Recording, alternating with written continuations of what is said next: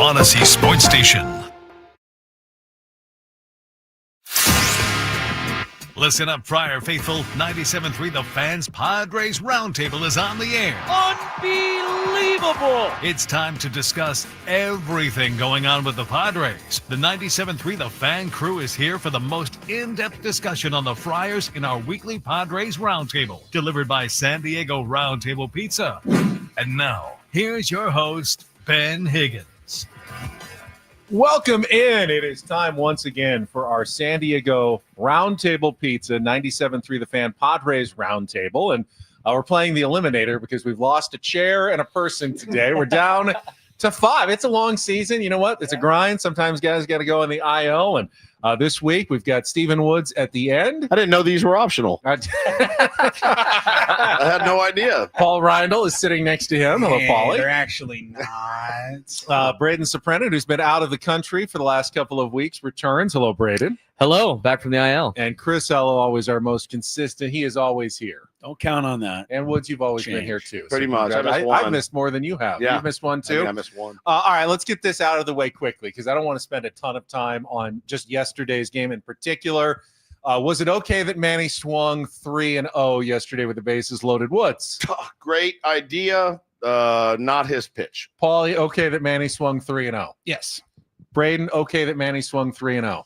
I don't really think so, but no. All right, Chris, okay that Manny swung 3-0? Who else has been driving in runs? That's what I think too.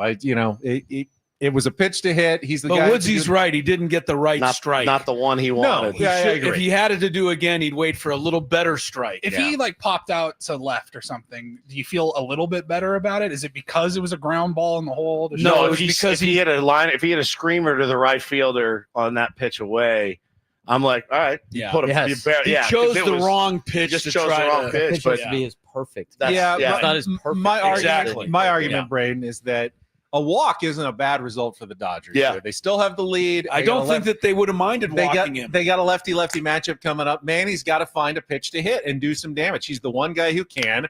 Which pitch coming out of 3-0, 3-1, or 3-2 is he going to get the best pitch to hit? Probably 3-0. So I like if your offense has to rely on one individual. Yeah, that's you're not problem. That's you a just major said the problem. Well, then the reality is you're not supposed to be winning that game anyway. We have 57 more minutes to try to figure out how to change. But I'm just saying in general, if your entire offense just relies on one person, then that person swinging out of his shoes on a 3-0 pitch that might not be his pitch is going to be catastrophic. Well, it's relying on one person right now. Yes, because nobody else is doing the job. You know, they don't rely. It's quite surprising to me that they are honestly still where they are. It's amazing. Some of the things that are going on. I know with this lineup and offense, and then you have 3 pitchers out. Yeah, and Jason Adams struck a little. You know, it really is quite remarkable. It is. They're winning as many as they. The only thing I'm saying about this is at the beginning of the year, their whole kind of pass the baton offense was great because it was working.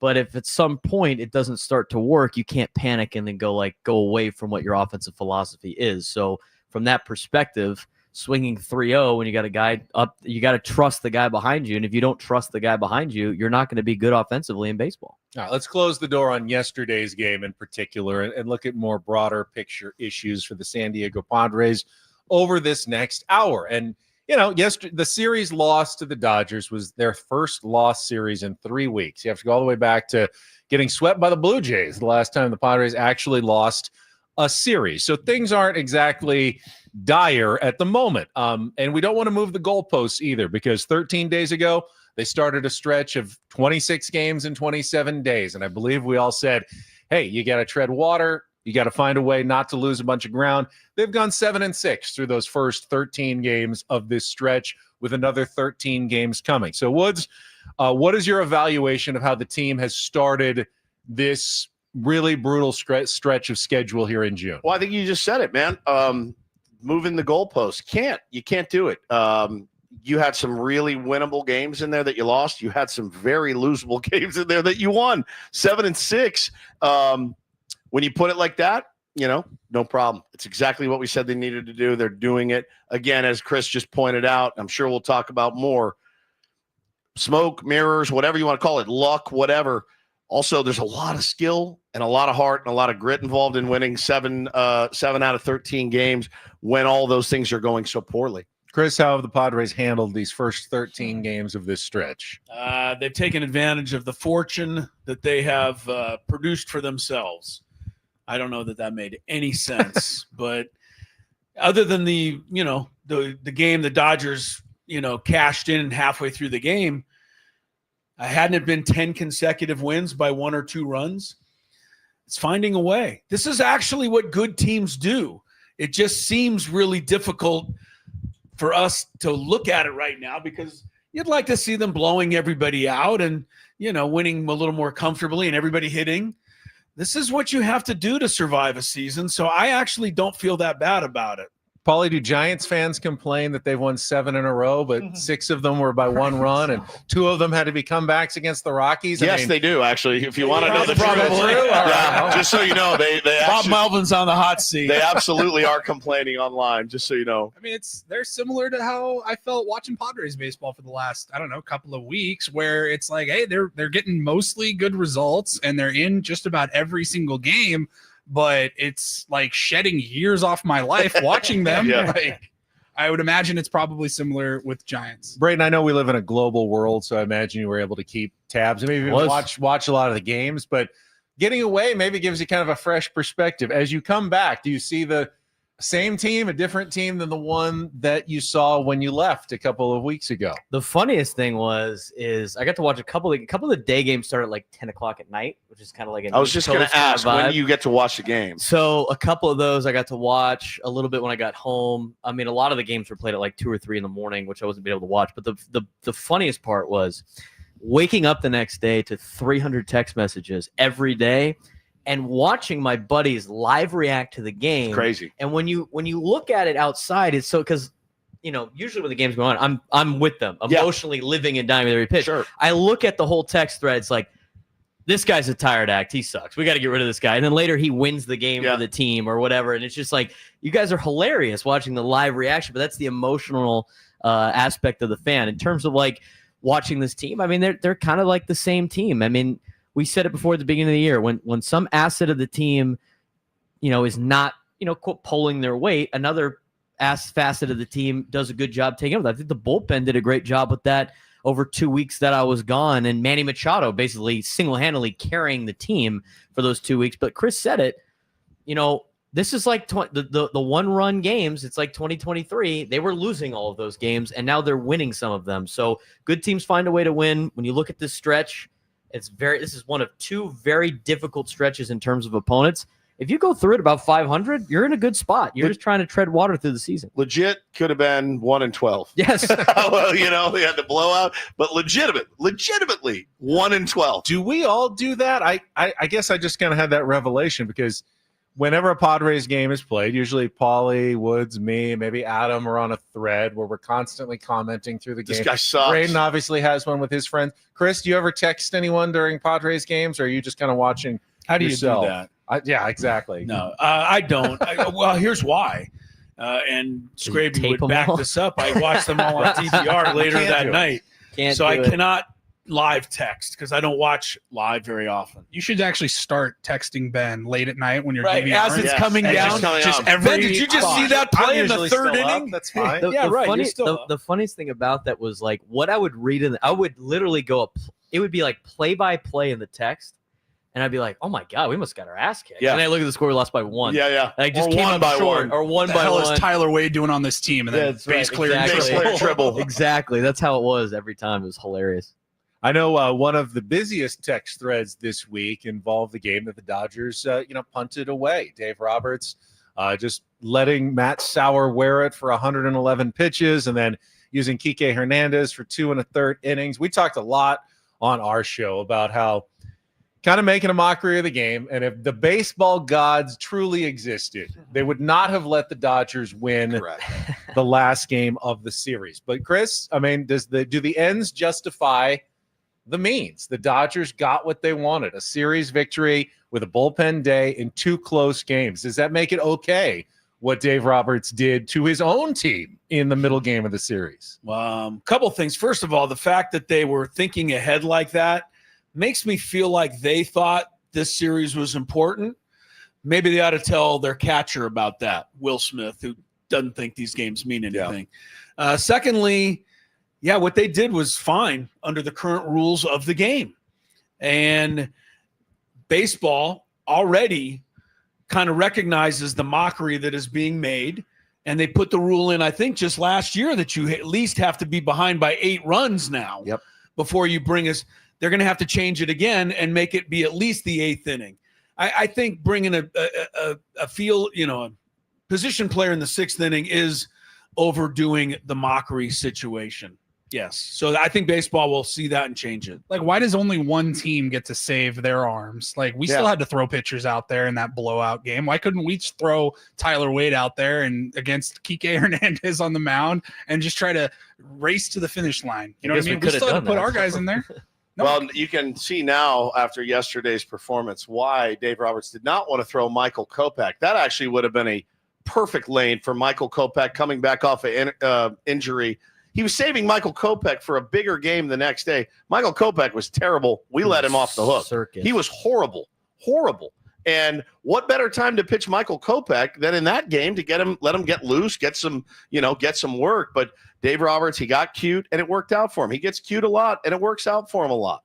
You know why it works? You know why it works out for him? He's got the best players. Those guys tend to make managers look smart. Correct. Teoscar finding it and Conforto finding it, it's tough. You're a really good coach and you got really good players. Brayden, I think one of the hardest things for us to reconcile as fans is that we all believe that the best path to success is to try your hardest for all 162 games every moment, when the reality is that conserving and strategizing and picking your spots may be a better path to success than simply going all out all of the time. And that's and it's hard for us to say that on the radio sometimes because fans go like, they want to win every single game. But like the reality is these players and these organizations understand they're not going to win every single game. And they know that you're not going to be able to make it 162-0. And there's a lot of games in there where you're not feeling right. And it's kind of a punt. Let's get them tomorrow. That's kind of the baseball philosophy. From the standpoint of like winning and losing, what Dave Roberts did, makes a lot of strategic sense. Or I'm kind of upset about it is from the entertainment side of Major League Baseball. I mean, I was at the game. I thought that was I thought the last 4 innings was a joke to Major League Baseball. Yeah. I'm surprised you stayed. Did you stay? My brother, my brother had my parents' season tickets. I went with a friend. He was my ride. He wanted to enjoy the game. He doesn't get to go to games very often because he's working a lot. And he had an opportunity to go to a game. And the last 4 innings were a game was basically the Poway Sportsplex, watching grown men play underhand softball. Yeah. And don't kid yourself. Those pitches can be tough to hit. I am proof of that. but I think it sets I think you're getting into if this trend continues. And again, strategically, I think it's obviously it's smart for the Dodgers in that sense. But if more teams continue to do this, are you going to get a sense of load management in Major League Baseball like you get in the NBA? Like, why do people love sports? They love watching the best athletes in the world compete at the highest level. That's why all-star games are a joke, because they're not competing at a high level. So I think it sets a bad precedent for Major League Baseball from the entertainment standpoint. But if we're talking about just trying to win games, winning and losing, I have no problem with Dave Roberts doing that. From a perspective of protecting the game and honoring the game, I think it was kind of Bush League what they did on Tuesday. You're listening to our 97.3 The Fan Padres Roundtable. It is presented commercial-free by San Diego Roundtable Pizza. It really is pizza royalty. Did you strike out last night or something? No, I was 3 for 3 last night. Good. That's why I brought it up. There we go. I hit good last night. I think most of us remember the 2010s. They were not particularly kind to the San Diego Padres. No, those were not the aughts. The aughts were good, but the aughts and then from 2000, let's say 11, 2010 was kind of to fun. 2018, 2019, pretty rough decade for the San Diego Padres. And when you went to Petco Park during that decade, well, it didn't matter who they were facing. The Cubs, the Giants, the Mets. There were always tons of fans from every opposing team came to Petco Park, and usually, at least if not outnumbered Padres fans, it came close. And when the Dodgers came, it wasn't close. There were more Dodgers fans than Padres fans. That changed. What did we say in the 2010s? Well, put a winning team on the field, and it will change. And it absolutely did. And now Petco Park is packed every single night with San Diego Padres fans, 29 sellouts in 33 games so far this year. But yesterday in particular was probably one of the most heavily attended visiting crowd games we have seen since those 2010s. I want to ask the panel, do you have a problem with that? Is there anything else the Padres should be doing? Is there anything that Padres fans should be encouraged to do to not let that happen when Dodger fans want to try to invade their ballpark? Braden? Well, I think this is a situation where, and we like to say some fan bases are better than others and all that stuff. But at the end of the day, a lot of fan bases are very much bandwagoner fan bases. And what winning a World Series has done for the Dodger fans is it has emboldened them even more than they already were. Let's take a look at 2023 when the Padres were playing the Dodgers throughout the season. Those crowds were a lot more Padres-centric because what happened in the end of 2022? The Padres knocked the Dodgers out of the playoffs. All of a sudden, the big bad Dodger fans didn't want to deal with Padres fans talking smack to them at the ballpark on the road, and therefore they weren't as inclined to go to games. When you see opposing teams' fans on the road, most of the time it's for teams that are very good where they know that their team is going to win. If you're a Padres fan, and we're seeing a lot more Padres fans on the road, I am more inclined to go to games knowing that the Padres are going to win. I went to a couple games on the road during those 2010s in which, I went to a couple Rangers-Padres games, and the Rangers weren't very good either, but just the relentless smack talk that you would get from the opposing fans were utterly ridiculous. And I don't think a lot of people really want to enjoy that. So for me, if you want Dodger fans to stop showing up, you have to continually beat them on a continuous basis in order for that to potentially happen, especially at the height that they currently are at. I don't want to blame Padres fans for selling tickets. I don't want any of that stuff. Sometimes when your team is really, really good, the fans are going to come and support said team. I think there's a valid point there, Woods. As long as the Dodgers are good, and they have been for a while, they always are going to have more fans, probably than other than the Yankees, any other team in baseball. Los Angeles is huge. I mean, they're never going to stop having the most fans on the West Coast, no matter how good the Padres are. Could win 3 straight World Series. The Dodgers are going to have more fans than Padres fans. Is it simply a numbers game? I mean, they can't get into their own ballpark sometimes. They like our ballpark better than theirs. So they're always going to come down here, and there's not much we can do about it. Yeah, I mean, I learned my lesson a few years ago. You got 5 guys up here, 5 media passes. We can go to any game we want. We can go sit on Manny Machado's lap if we want in the clubhouse before the game. It's frowned upon, but not illegal. I found out. So don't eat the snacks down there either. Yeah, don't touch any of it. Bro, don't help yourself to water. All right, just stand there. So no, there is a thing of I don't want this. I was there yesterday. It was a day game. We're super rowdy. So it was chill. I also had really good seats down close, and but there was a section I walked by and I went, oh my God, imagine being smack dab in the middle of that.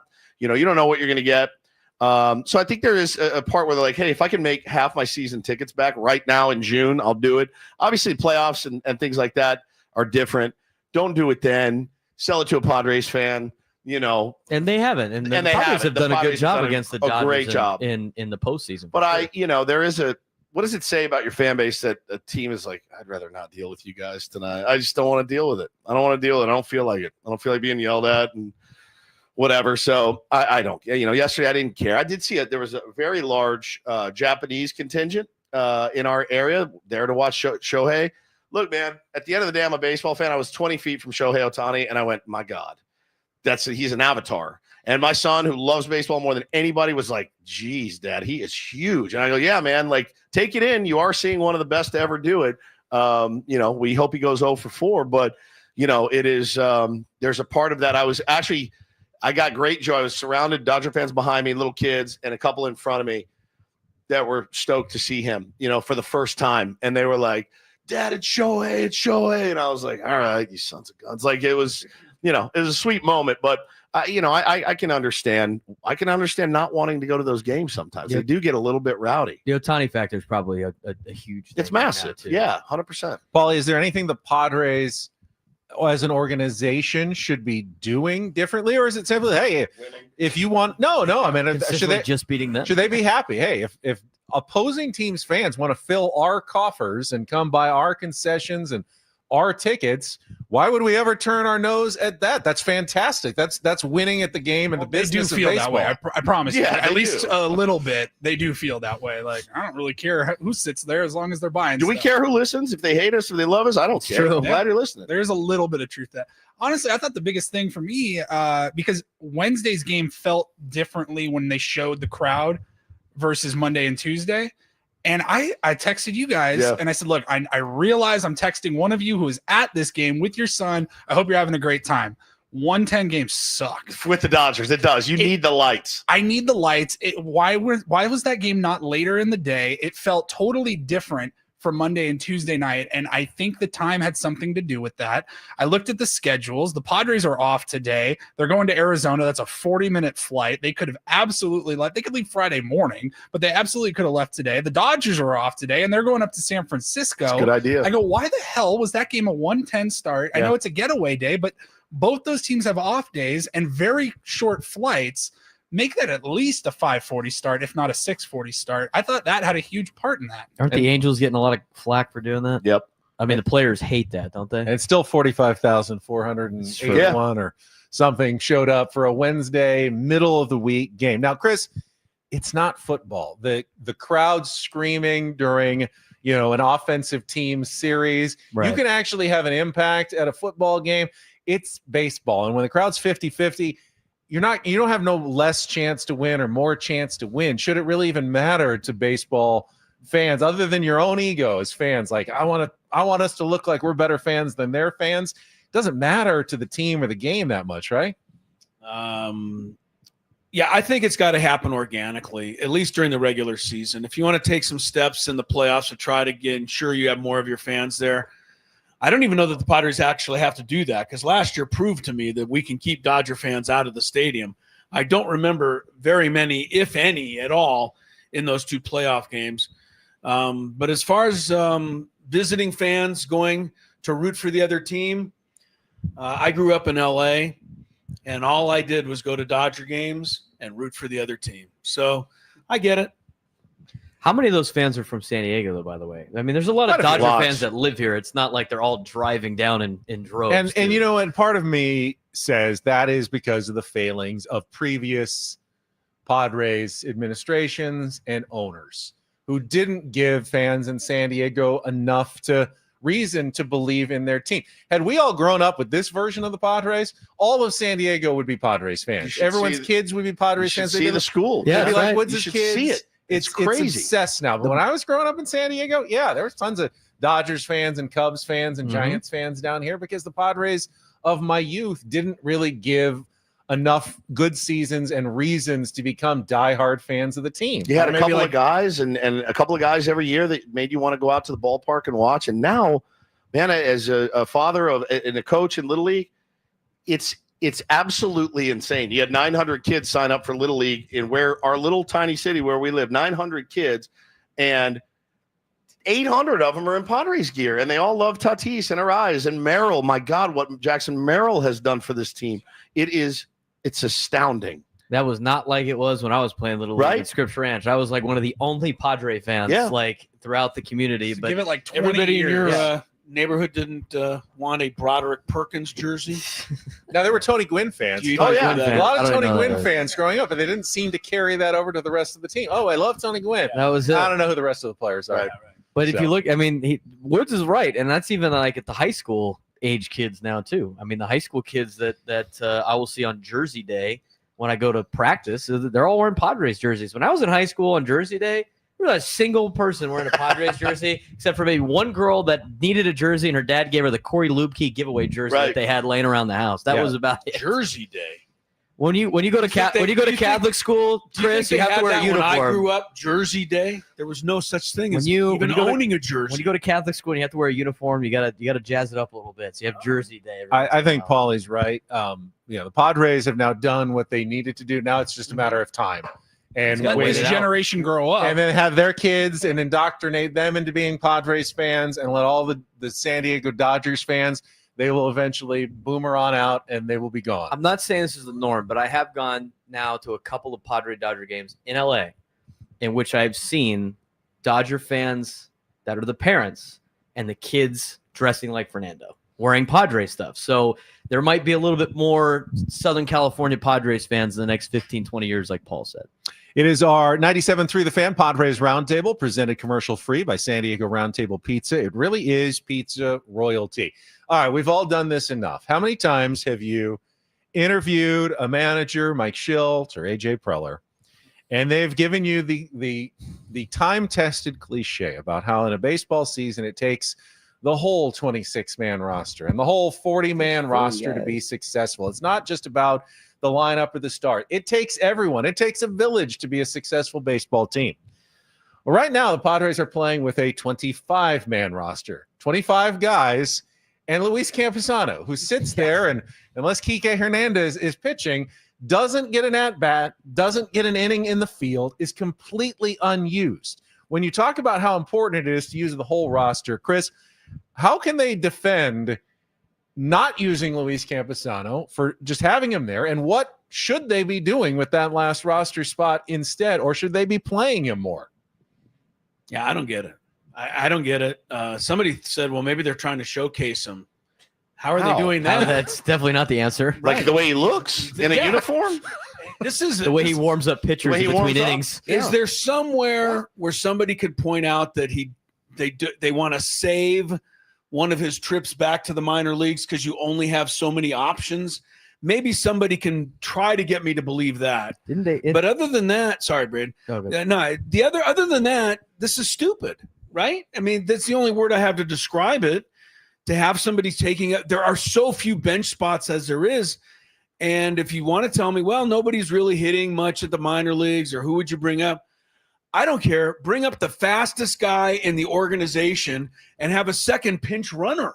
At least anything that might help the team in some situation. Literally, a Mason McCoy to play short or second in the later inning. Something. Because like a super specific defined role. Correct. Fine. Because what I fear, my biggest fear is that we're getting into petty land again.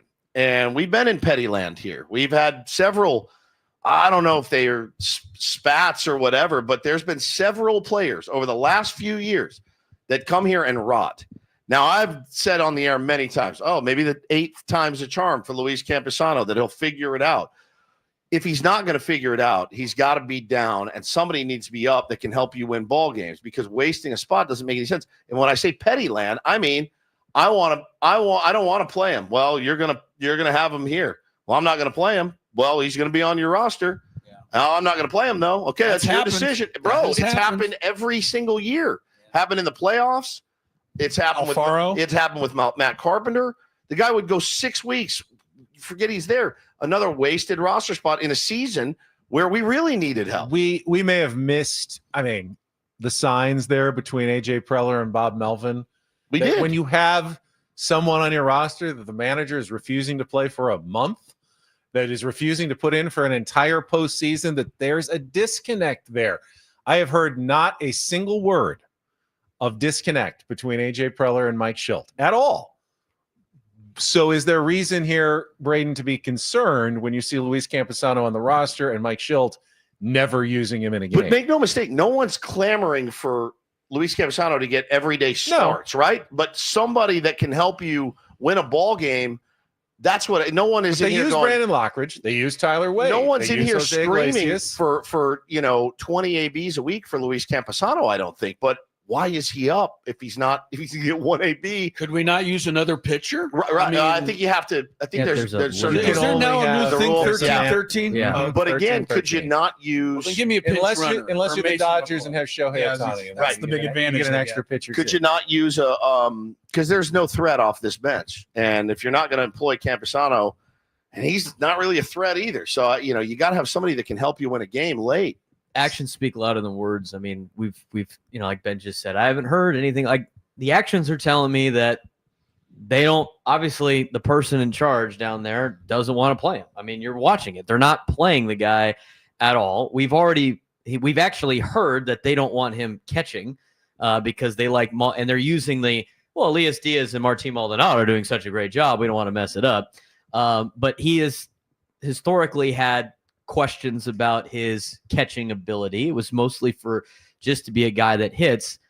And when you see this entire series, lefties come in late in the ball game, and they let Tyler Wade hit against the left-hander, and they let Gavin Sheets hit against the left-hander, and Cronenworth, and all the lineup spots.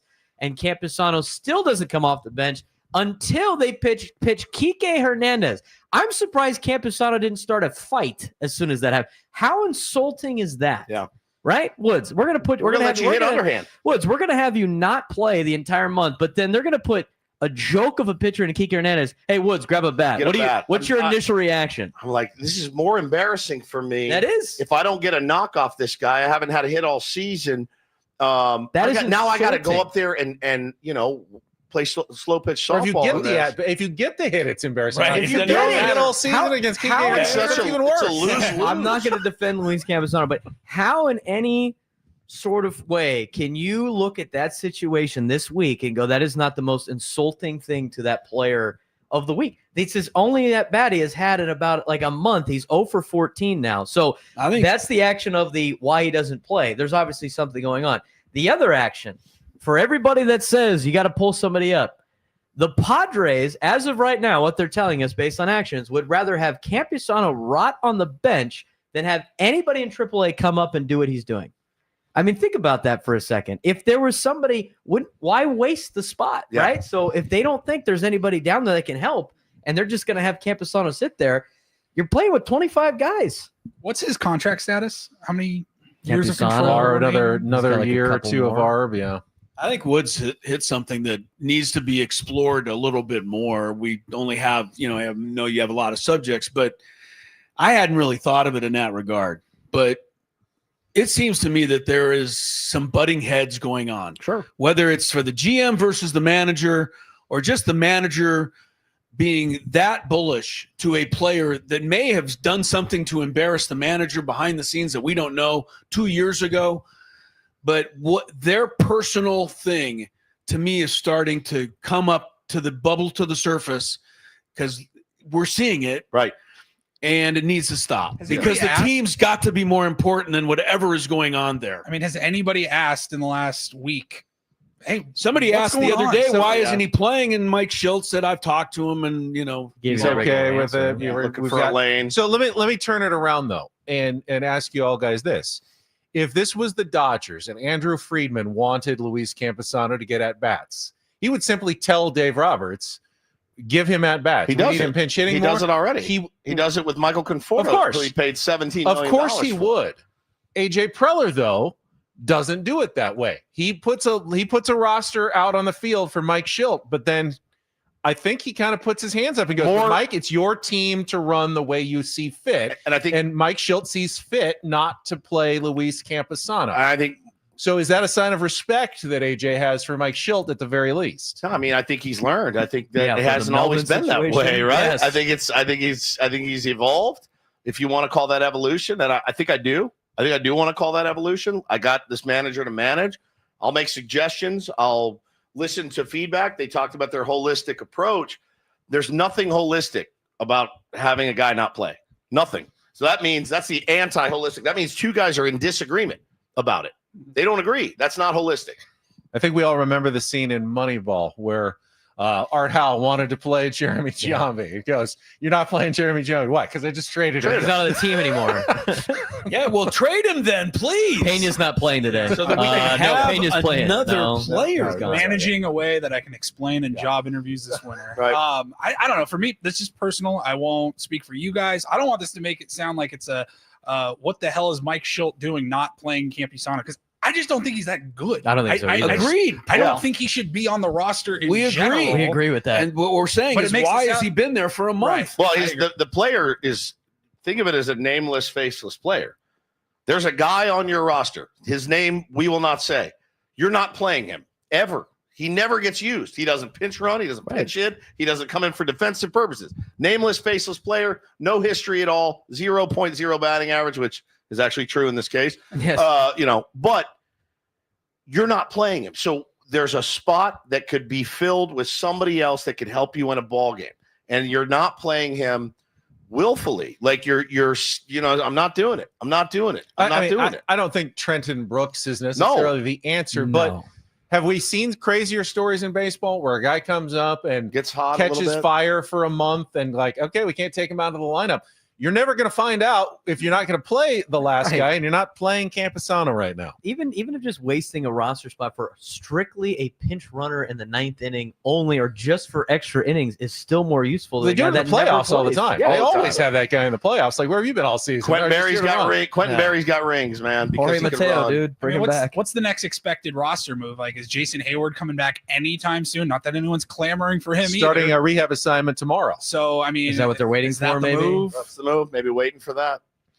All right. How much time did you have budgeted for that subject? Not that much, but we went over. It was a good conversation. I'm not going to be mad about it. Yeah. Got us to our 7th inning stretch here, a little past the halfway mark of our San Diego Padres Roundtable, brought to you by San Diego Roundtable Pizza. It really is pizza royalty. I don't think we discussed this last year. The San Diego County Fair is back, underway. I think we probably talked about fair foods, but today we're talking about those midway games, the ones where they're trying to encourage you, $10, $20, win a prize, step up and win a prize. And you get your choice on this one. It's not a draft. It's simply which of those games do you either love the most or despise the most when you're at the San Diego County Fair? And I will start with the one that I despise the most. You know the one where they have the frog and you have to hit it and try to make it hop onto a lily pad? I have no idea how that possibly works or how anyone ever gets the frog to hop onto the lily pad. It looks like it's impossible. I mean, and people are standing there trying to get the frog to jump onto the lily pad, and there's just no way that possibly you can have a skill that you can make that happen.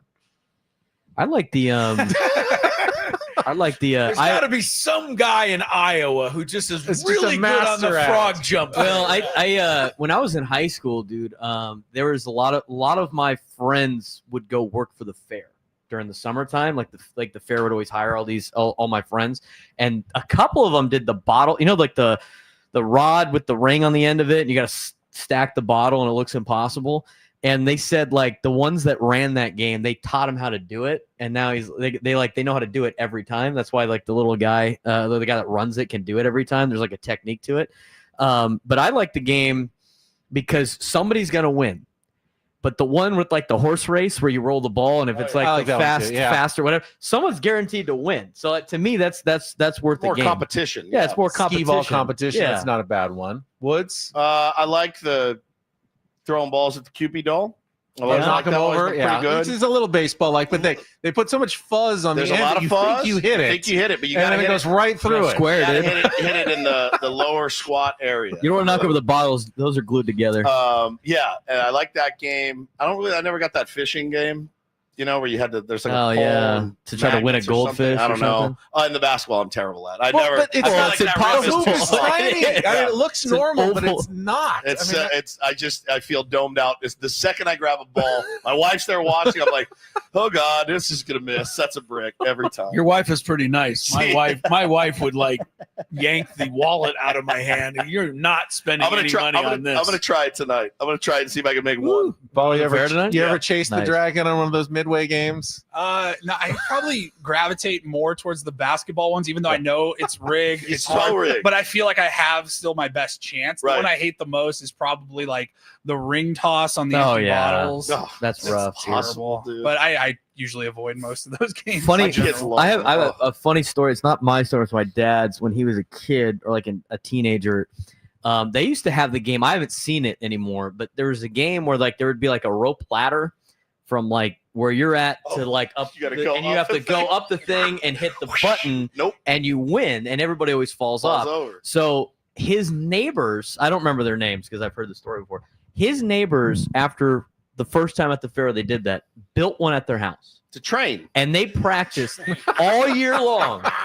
And then they went to the fair and they cleaned it. They cleaned them out. They got banned from doing the game at the fair. They went through and got every single stuffed animal from that game. And since I've heard that story, even though it's a long time ago, it's very rare where I see that game anymore. They rigged it. Chris, you like games of skill? I would just like to know why your dad's friends couldn't use all of their time and talent on something a little more important, More productive than stuffed animals. More productive Stuffed than animals. That. They're high school kids, man. What do you? I'm just going to answer Paul's hatred of the game where you throw the ring on the bottle, because I did execute that one time as a kid, and I did have a big stuffed dog in my room, and his name was Ringer. Ringer. I like Oh, it. that makes Clever. sense. Wow. There is something What a wholesome satisfying story. about the water pistol into Yeah. the clown's mouth, and then the Yes. balloon starts Yes. blowing up until it pops. Yeah. That one's kind of satisfying. I got to play at least one of those games every time I go to the fair. That's like on my list. Eat something really bad for you. Play one of those stupid games. I will we, not touch the rides. We'll get back to the Padres here, and while we spend a lot of time talking about the struggles, hitting, left field, let's talk about a positive. Pitching has been a positive for the San Diego Padres, and I was chatting with some of my television competitors in the press box going, what would you ask on our roundtable? And this is Jake Garriani from Channel 8. Love Jake. Who wanted to know what you guys thought, if you were confident enough that Ryan Burgert will continue to be at least a serviceable back-end member of the Padres starting rotation going forward, based on what you've seen so far. Woods, you're nodding. Sure. Yeah, absolutely. Good fastball. We had the numbers the other day in regards to his fastball shape. The IVB on his fastball comparable to Robert Suarez and Dylan Cease, and the slider, he spins it really well. I think the more chances he gets, the more reps he takes, the more time in the lab with Ruben Niebla, the better for Ryan Burgert. But I think the answer to that is absolutely yes. I would rather see him up and going every fifth day than some of our other options. Do you remember the inch on the IVB? It was it? it was comparable to 18, Cease 20? and Suarez were the comps, which is really good. So I think the more time spent, more time being a big leaguer, the more time picking the brain of the guys around him, he's got something. I don't want to put you on the spot. I was Watch him curious. get lit up next time. Just by the way, since I said IVB doesn't work in Colorado. Yeah, true.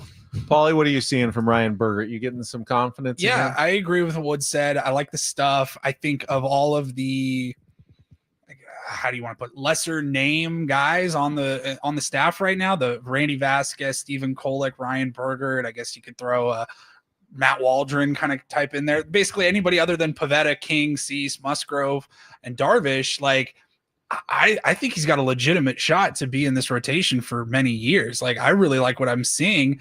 It's early. The book is still out on him. Teams will adjust, but he'll get a chance to adjust as well. That's what worries me, is that we've yet to see the other teams go through that adjustment phase, and there could be a naturally down stretch still coming for Ryan Burgert. Chris, what are your thoughts? And then I think oppositely with Stephen Kolek, I feel like we've kind of gone through that. He's been in the big leagues, even in the back end of the rotation last year. Now we're seeing it in the starting rotation. I actually am starting to gain more confidence in Stephen Kolek going forward, maybe even as someone that I can see being in the rotation next year as well for the San Diego Padres.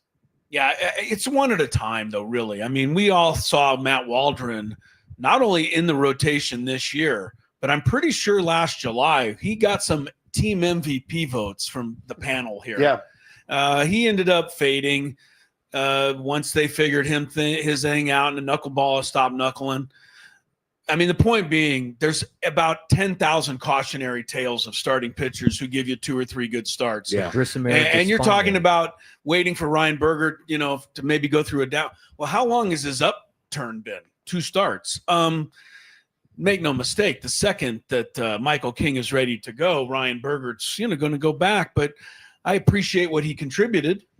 But, the Padres need to find not only pitchers that get them through this season, but rotation members for the next couple of years. With Dylan Cease and Michael King as free agent, Yu Darvish clearly getting, nearer the end than the beginning, and Joe Musgrove, you don't know what you get coming off of Tommy John surgery.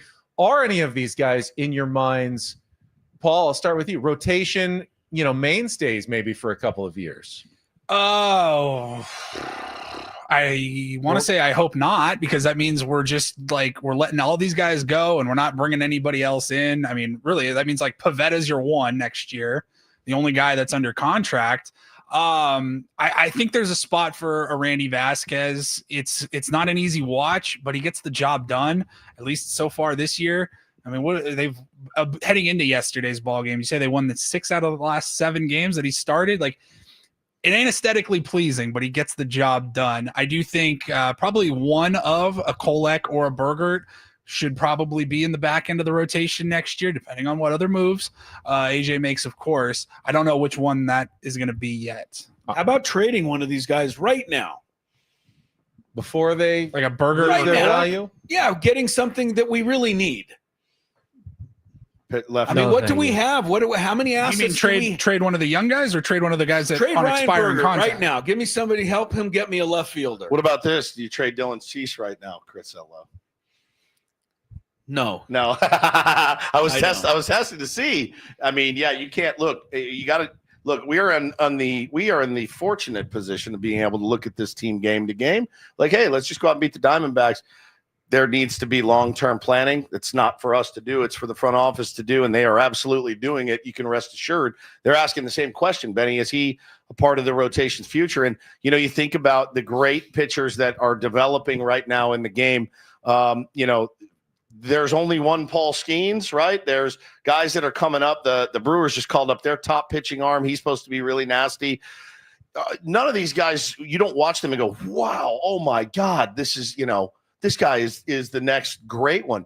But, man, 2 or 4 or 5 in the rotation, Ryan Burger, yeah, he's got the stuff to stay. There was just no hype for these guys. It's pretty quiet. Kolek and Yeah, Burger. pretty Like, quiet. And it's good finds. Like, Yeah. it's good scouting. It's good finds. I'm just talking purely on the hype. Like when you had Ryan Weathers come up and he pitched brilliantly Mackenzie Gore. in that playoff game against the Dodgers, they had no business being in the first place. And then Mackenzie Gore, like there was so much hype that, yeah, at the first sign of good pitching, you're going, look at this. We hit on this guy. This is great. You just never heard that with any of these guys. AJ's always going to find the hype guys. He has no problem finding right. the hype guys. There'll be tons of hype for Cash Mayfield and Boston Bateman in the next couple of years, and either they'll come up with the Padres or he'll trade them for something else. But you need some steady guys as well. And I wanted to go the other direction on Randy Vasquez. He's got 2 years of control left, 2 ARB years. Braden, would you consider a team-friendly contract extension for Randy Vasquez? Say like 4 years, $24 million, $6 million a year, and you go, Randy, you're a 4 going forward, and just lock something in for the future. I know he's not probably going to win a Cy Young How old award is or he? anything, but How old is he again? Randy Vasquez is Like 27, 26 or 27, Yeah. right? You 4-year deal for $24 million? $6 a year. Done. I would Would do you do that. something like that, In a team friendly? 100%. In a heartbeat. Would Randy Vasquez consider something like that? Probably not. You don't think so? 2 He years? might. He might. all the way. It's a long way from might. free agency. And it's I mean, guaranteed money. this would be a good time, I think, to approach it, at least if you're AJ Preller, to You talk about that. You need some long-term pitching You need options those that aren't guys. 39 years old. You can't. Like, you need the Burgerts and you need the Koleks and you need the Vasquezes because those are the guys that counteract your lust for a big payroll guy, right? Yeah, we're I mean, dead when without those guys. You need right those now. guys, and you need to be able to find outs. And when you're, you know, the cliche you brought up, it takes 40. This is the 40 you're talking about. These are the guys who are going to go get you outs. And you know, Burgert did a great job in those 2 starts, and he might do 3, 4, and then he might get rocked, and then replace him with somebody else, and you get a couple good starts out of him. Those are the pieces that good teams have to make it through the entire season. Not relying on those 4 or 5 guys, but using them strategically throughout the year. You need those guys in your organization.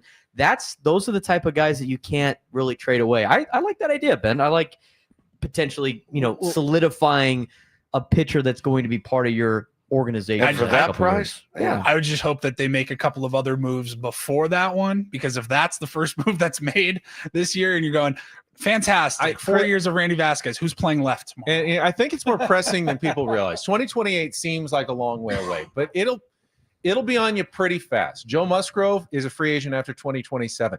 Nick Pivetta can opt out after 2026. You know, Yu Darvish is signed, but will he make it that far? Will he retire? Will he still be in your organization? We know Dylan Cease and Michael King are going to become free agents. You have no future of pitching guaranteed beyond 2 lot of money seasons off the at books. all. Your question then should be right now, do you go absolutely 100% blank to the wall to win a World Series this year? Yes. The answer is yes. I think you do that every year. Yeah, well, Every year with While Manny you and have what you Xander have. and those guys under but contract. like it's dire. The way you just put it, with all those guys, Yeah. you know, coming, it's dire. sign sign the Vasquez, the Kolix, the Berg, whoever you think are going to be the 4 or 5 of the future. If you could get one of them to be a 3, it'd be great. But if you get those solidified on small deals long term and get them early, then you splurge on a 1 and 2, and get creative. Paul was King, saying, King, right? you could splurge on Yeah, King. and then you get your ace, and then you have your rotation, and it's locked in where you don't have to worry about depth too much. I think you also look heavily in the international and draft market the next couple of years. Correct. College pitchers, international pitchers that you think could impact in 3 or 4 years on your roster. And Prelo's hit on a couple of those guys. I want to use just a little wrench into the Vasquez thing, and you shouldn't start a new subject this late in the show. I'll continue on my show. You can try it if you think it's worthwhile. Does Mike Schilt even have any confidence in Randy Vasquez? He guaranteed before that game in his mind that there was no way this guy was pitching to the 3rd time through the order. Isn't that smart, though? Maybe. Maybe. Is it going to be something going forward? Right. Good Are they question. just going to say now, we've decided that Randy Vasquez is a 2-time through the order pitcher? I don't think his so. statistics back that thinking up. What if it's not the Dodgers he's going against, and I'm just asking you if they were playing Arizona, if the next time out, they let him go. I think he'll pitch next week. Who do they play at the beginning of next week? Dodgers. Well, so you've already telling him before that game you're getting 2 times through. Yeah, I don't hate that. I don't hate that either. I don't hate it. And Aren't Shohei's they a lefty. 70% of starting pitchers in baseball. Well, no, because the order guys. Not really, because 2 times through the order gets you 4 innings. That's not enough. We got a college pitcher talking right now. No, I don't. No, it's not. Protecting the pitchers. Let me finish my point on this one.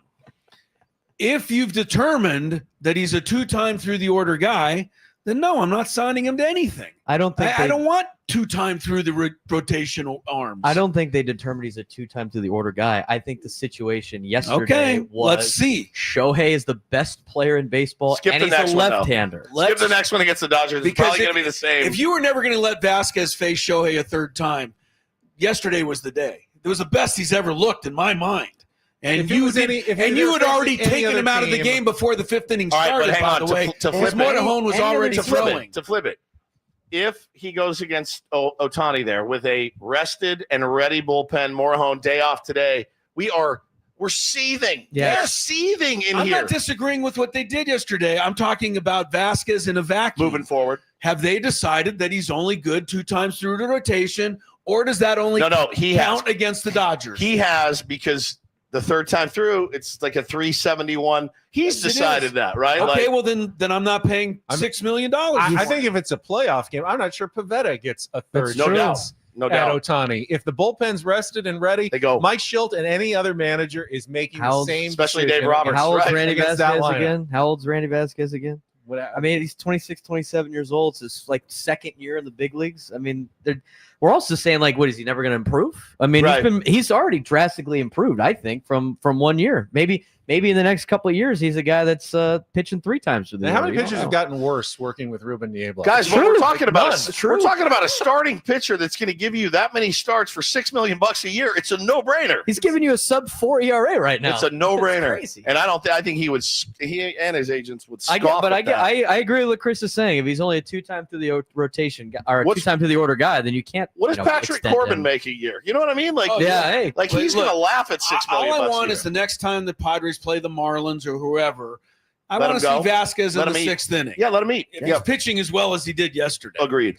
All right, I think that's it for our time today. Good last topic there, Chris. You Great really job. got the panel riled up. Braden, you can carry that over. That's going to be great. Yeah. Thanks to everyone for joining us on our San Diego Roundtable Pizza Roundtable. It really is pizza royalty. Just a programming note, we will be off next week. All shows will be off for Juneteenth. Dodgers series, though, it's probably too emotional for all of us to get together anyway next Thursday, but we'll rejoin you for another Roundtable in 2 weeks. For Stephen Woods, Paul Reindl, Braden Soprenet, Chris Ello, I'm Ben Higgins. Braden's show's coming up next live here on San Diego's #1 sports station, 97.3 The Fan.